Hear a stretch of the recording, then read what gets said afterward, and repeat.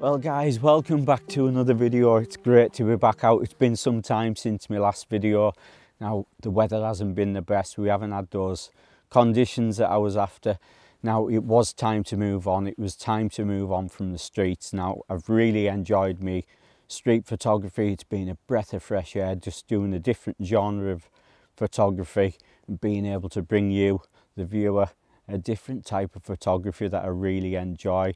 Now there's lots of challenges to be had on the street, and I've said in previous videos, it really does teach a lot about light and compositions and reactive photography, learning how to react quick. I hope you've enjoyed those series of videos that I managed to put out. Now it was time to move on. I'm in the forest. It's great to be back.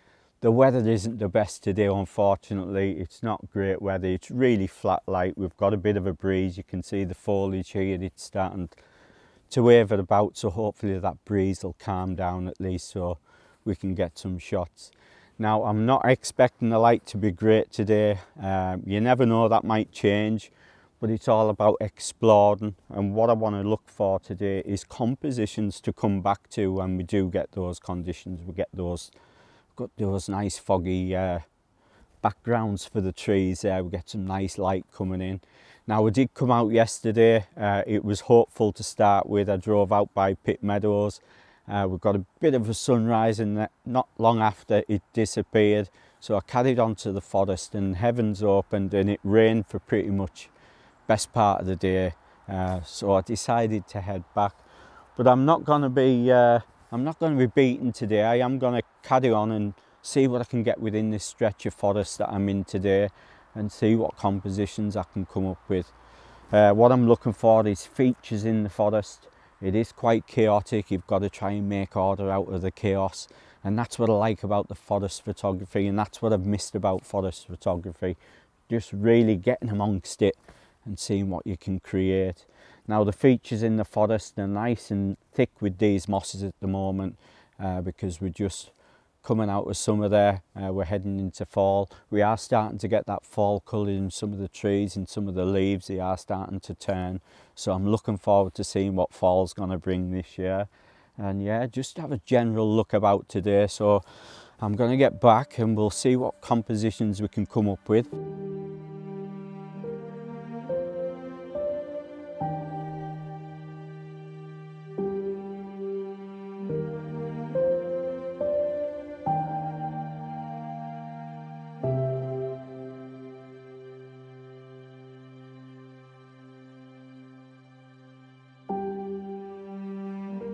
So I've came across this composition here, and I really like it. I like it a lot. It's got a lot of interest. It's got a lot of different shades of greens.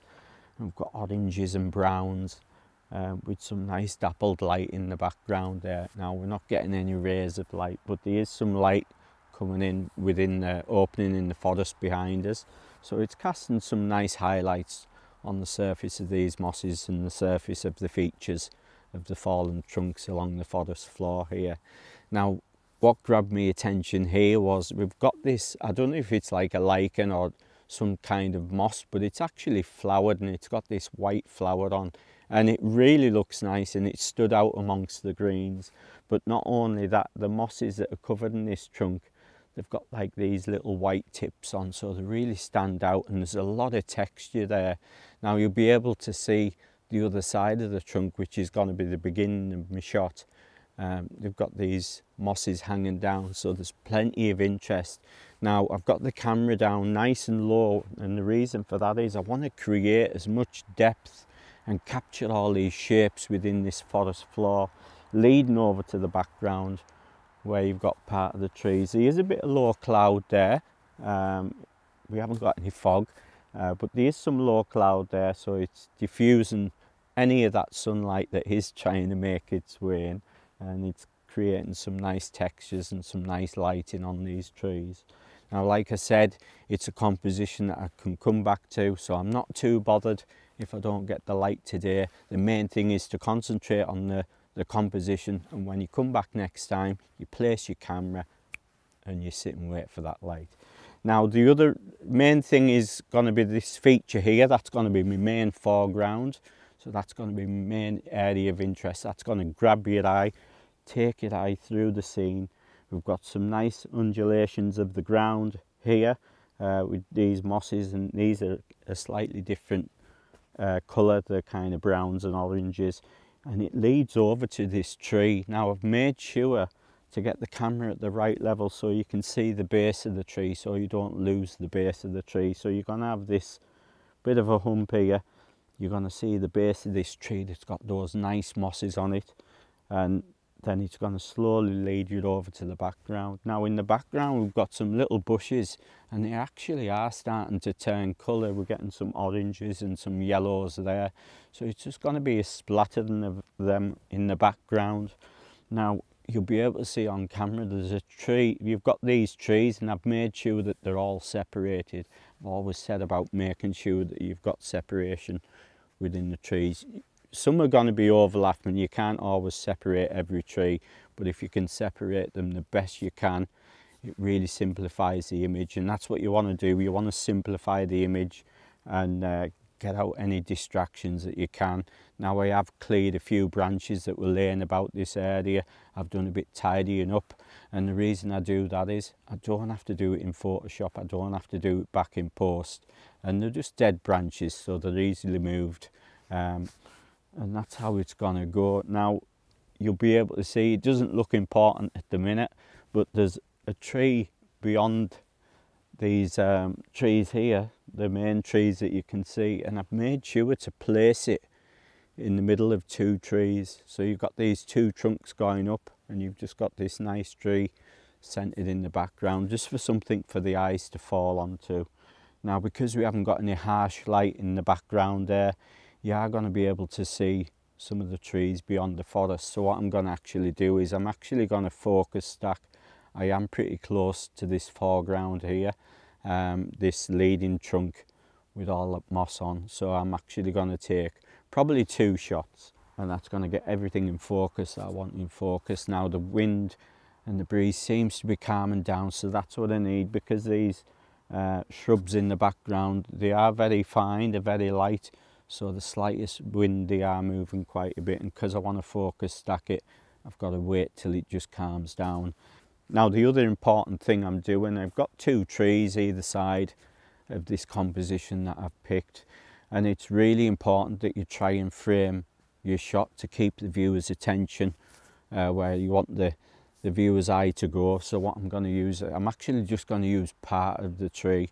So I've got a tree to your left hand side here and a tree here over to the right hand side. I'm just going to use half of the tree, just like say to frame the edges, because if I show the full tree, there's nothing beyond them, so that means the viewer's eye can wander off, and what you want them to do, you want them to create that vision through the scene itself, and that's why light's important. It really is important, because that's what's going to carry the viewer's eye through the image.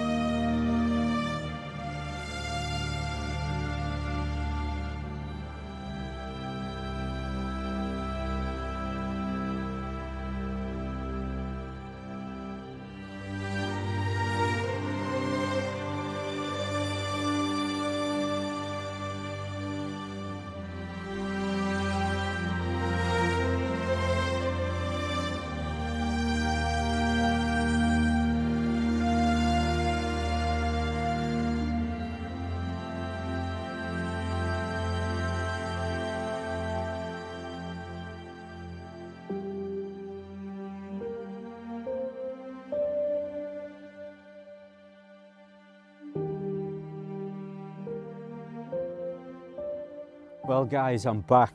Believe it or not, it's a good couple of hours, if not more, since I took the last image. Now the reason being, the light wasn't very great. I wasn't coming across compositions, and that's what you need. You need that light, because when you get the light, compositions will appear. When everything's the same and it's bland and it's flat, it doesn't stand out the same. So what I decided to do is I actually decided to go for a coffee, and I was going to call it a day at that point because we were getting the gusts of wind through the forest. Now you'll be able to see this shrubbery that I've got here, and it's really fine, it's really delicate, so the slightest wind that comes through here, it really does blow about and it makes it tricky for the images that I'm wanting to capture.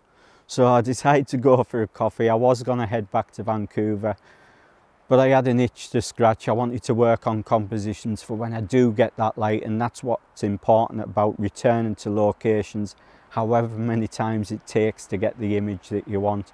Now I'm sure the composition that I got this morning will work great with some mist and fog, or maybe some light coming in. Early morning side light would be nice. So it's definitely a shot I'm coming back to. But as I came back to this forest and I've started exploring again, not wanting to be beat by this weather today. Now I've came across this scene behind us here, and it's beautiful. Even though that sunlight's up, it's quite harsh. It's coming in this canopy, this gap in the canopy in the forest here, and it's just backlighting all these beautiful shrubs. We've got some mosses there, we've got them lovely little leaves, and we're getting autumnal colours. They're starting to change. We're getting oranges, we're getting yellows along with those greens. So I'm basically going to expose for the highlights in this image. I'm not too worried about the darks because I like those dark areas. It creates a lot of depth because we've got the highlights on one side of the tree, got the dark shadow on the opposite side, so it really does give the image a bit of depth at the same time. So I'm going to space these trees out the best I can. It's really important that you try and move about, take the camera off the tripod, space out the trees the best you can, and then I'm just going to have this splash of colour across the middle of the frame in between these trees. It's probably going to be a 16 by 9. So not wanting to be beat by the weather, I'm going to get back to the camera and take this image, and I'm going to continue my search for compositions around this area for the next time when I come back.